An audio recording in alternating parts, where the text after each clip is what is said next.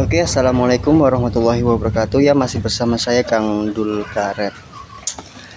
Banyak pertanyaan di YouTube seputar tentang karet ya. Pertanyaan kurang lebihnya begini, Bang, sekarang punya saya getahnya nyusut karena sudah mulai rontok daunnya. Gimana Bang cara getahnya supaya tetap stabil walaupun toh di kondisi daun rontok? Nah, tapi sebelum itu saya ucapkan minal aidin wal faidin ya. Kalau ucapan saya video-video saya yang lalu itu ada menyinggung perasaan sampean, saya minta maaf yang sebesar-besarnya.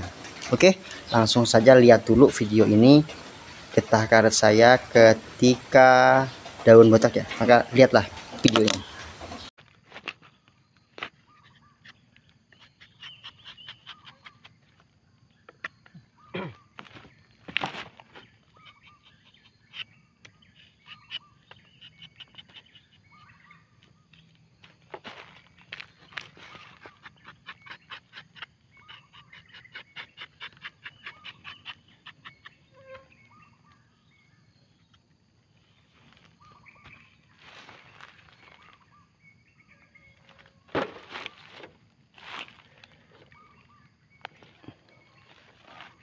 Mantap, ini nanti penuh ganti ini kalau ini ganti, soalnya kemarin tuh pakai ini. Nah, itulah tadi kondisi getah saya atau pohon karet saya ketika daun rontok ya.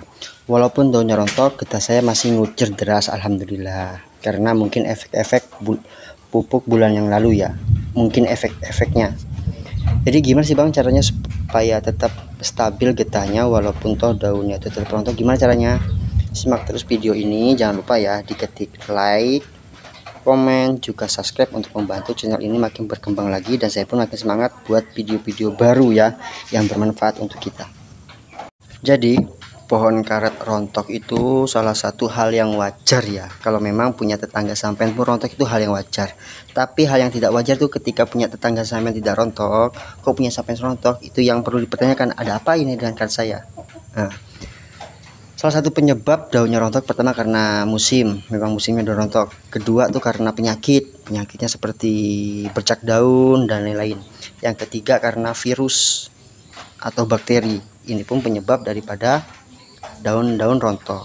Terus kenapa kok ketika daun rontok getah punya saya nyusut? Yang harus diketahui bahwasanya daun itu fungsinya untuk fotosintesis.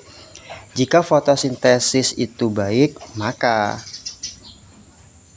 pertumbuhan atau penyerapan nutrisi lebih banyak. Ketika nutrisi terpenuhi, insya Allah getah pun akan banyak, karena fungsinya tuh ada di daun. Makanya tuh karet tuh sangat membutuhkan nitrogen, karena nitrogen itu zat untuk penghijau daun.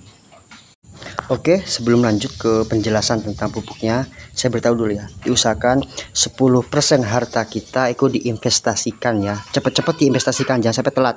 Walaupun sekarang tuh harga-harga saham tuh masih turun drastis nih, itulah waktu kita membeli saham itu, supaya nanti ketika dia udah hijau, kita bisa menjualnya, ataupun kita bisa mengambil dividennya doang. Itulah sekarang lagi harga-harga murah, kita beli saham tersebut.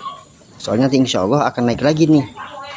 Ini penyebab saham ini, penyebabnya ya gara-gara perang Cina sama Amerika tuh Bang, perang dagang. Jadi ayo cepet-cepet kita beli saham itu ya, beli saham-saham. Ingat, saham-saham di bahan elektronik seperti perusahaan pembuat HP, pembuat chip komputer, pembuat mobil, dan saham-saham yang lain.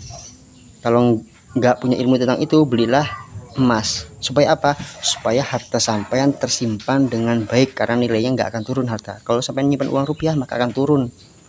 Bukan turun nominalnya ya, tapi harganya turun atau nominal dari tadi. Bener 100.000 tetap.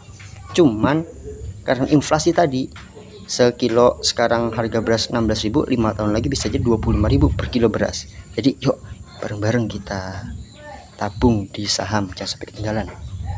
Terus Bang, gimana caranya supaya getah saya tuh stabil lagi walaupun daun rontok?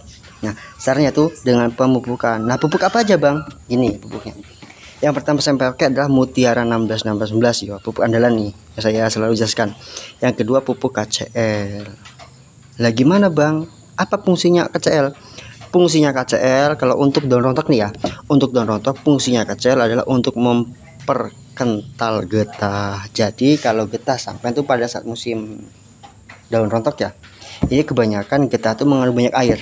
Nah, fungsinya KCL itu untuk membantu mengentalkan getah karet. Nah, fungsinya dari mutiara itu untuk memperbanyak atau untuk menaikkan atau memenuhi nutrisinya karet supaya getah tuh keluar banyak. Jadi sampai kasih mutiara dan juga pupuk KCL, karena KCL ini berfungsi untuk mengentalkan getah tadi ya. Gitu, pupuknya mutiara dan KCL. Gimana cara bandingnya? Bandingnya gini, pupuk mutiara sekilo, pupuk KCL pun sekilo. Per pohon berapa? Kalau per pohon dosisnya dibanyakin 4 on per pohon. Kalau toh untuk daun rontoknya seperti ini, kalau memang fungsinya sampai untuk memperbanyak getah. Soalnya fungsi KCL itu ada banyak, salah satunya adalah memperkental getah, yang kedua untuk menebalkan kulit, itu fungsinya KCL, yang ketiga untuk menekan jamur dan lain sebagainya. Tapi kalau toh sampean mau untuk mempertebal getah, waktunya bukan daun rontok, tapi waktunya pada saat daun hijau. Nah, pada saat daun hijau kan getah udah stabil nih, jadi sampean pupuk aja KCL murni, KCL tok loh, setengah kilo aja KCL tok. Kalau daunnya udah hijau tua tuh KCL tok. Fungsinya apa? Fungsinya nanti ketika udah daun rontok seperti ini nih, getah semen tetap stabil dan juga apa namanya, kulit karet itu jadi tebal. Tapi kalau sampean ngasih KCL sekarang, efeknya nggak bakal ke getah, nggak bakal ke kulit, tapi larinya ke getah makin kental. Jadi kalau saat ini, kalau untuk memperkental getah itu pakai KCL. Kalau untuk menebalkan kulit sampean waktunya di daun hijau, daun karet hijau itu ya. Ingat-ingat, jangan sampai dilupakan ini ya. Soalnya jarang nih yang membahas sedetail ini selain di sini nih. Oke, mungkin itu saja yang dapat saya sampaikan untuk video kali ini ya. Mungkin itu saja.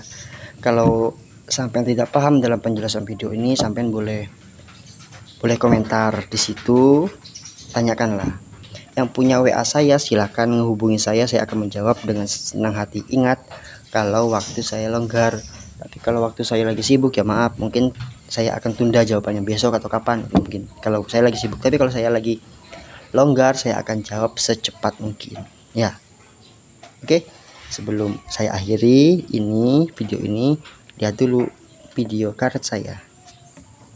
HP sekarang udah pada bagus-bagus ya, udah pada canggih-canggih nih.